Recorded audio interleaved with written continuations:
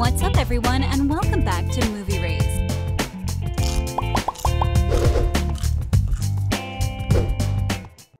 Bridgerton may be Netflix's next big hit, but there is so much about the show that you probably don't know about. The cast and crew spend months behind the scenes to bring us such an incredible work of art, and today we will be taking a deep dive into some of the most interesting behind-the-scenes secrets the cast doesn't want you to know. Your name, sir? Am I honestly to believe you do not already know my name? Before we get started, be sure to hit that like button and ring the notification bell for more videos. One of the most difficult parts about filming Bridgerton was that most of the scenes take place outdoors. As I'm sure you could expect, this makes it filming wildly unpredictable. If the forecast calls for a sunny day, yet Mother Nature has other plans in mind, that would mean delaying the production for another 24 hours, which could cause a lot of issues for the cast and crew. There were more natural mishaps during filming than the crew cares to admit, but Adjoa Andoh, the actress behind Lady Danbury, told the story of one particularly funny moment behind the scenes that most of us would have been blissfully unaware of. Adjoa said, "The English summer is not a reliable thing. There was one day when we were filming this fabulous Queen's Garden party, and there were stalls everywhere. Cakes, decorations, and ladies in gorgeous frocks. It's supposed to be summer, and I'm shooting a scene talking to somebody, and just out of the corner of my eye, I see a hedge go splat. The crew is yelling, 'Just keep going, the wind is blowing, we have to get the scene in the can.' And there are all these lovely assistants working their butts off, sticking the roses back into the hedge before they blow away." Did you bring the bar with you, boy? Perhaps we should promenade? Queen Charlotte's Feast.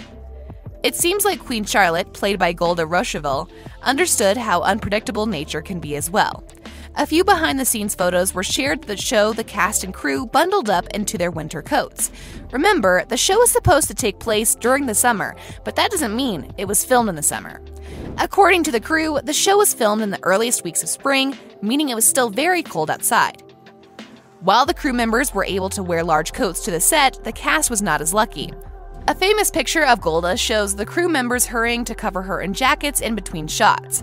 It seems like, by all means, it was super cold outside. Thankfully, the Queen scene was taking place under a tent, but that didn't help much when the wind was howling. I can't imagine how cold she must have been. You are a prince. Charm her. Regé-Jean Page's struggles on set. Regé-Jean Page may be the lead hottie of the series, but his good looks and charming demeanor didn't come without many challenges.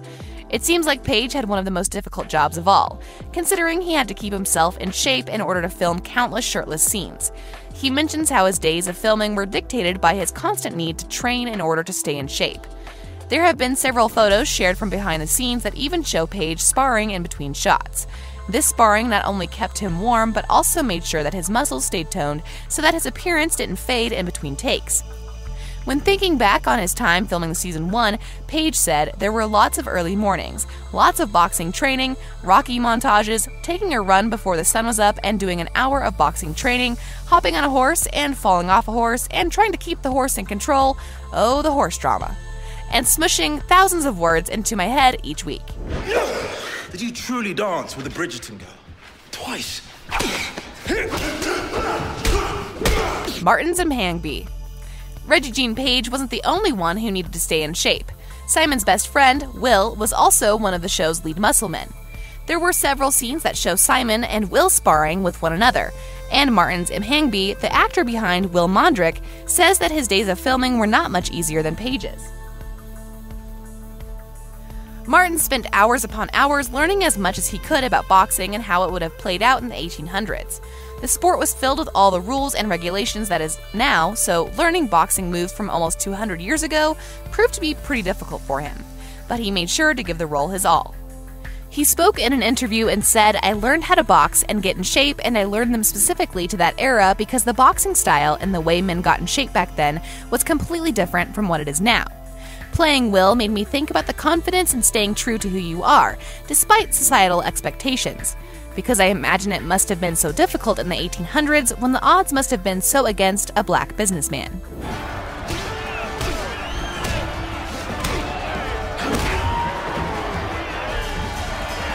Costumes. You may not realize just how important a costume or outfit is to some television shows.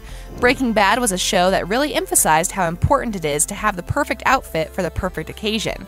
Just think about Heisenberg and his infamous black hat, or Walter White and his famous brown jacket. These are minor differences between shots that can really help paint a picture of the mood or emotions that the character is feeling at any given moment. Did you ever think about how Simon's outfits were typically dark and mysterious? That seems pretty fitting with his personality, don't you think? Daphne's character was the exact same way. If you remember, she was almost always wearing super bright and colorful dresses. Even her nightgown was a light color, which just proves how lighthearted her character really was. Outfits and costumes like this don't come together overnight. They take countless hours of painstaking preparation, especially when the showrunners wanted to make sure all of the dresses were completely unique.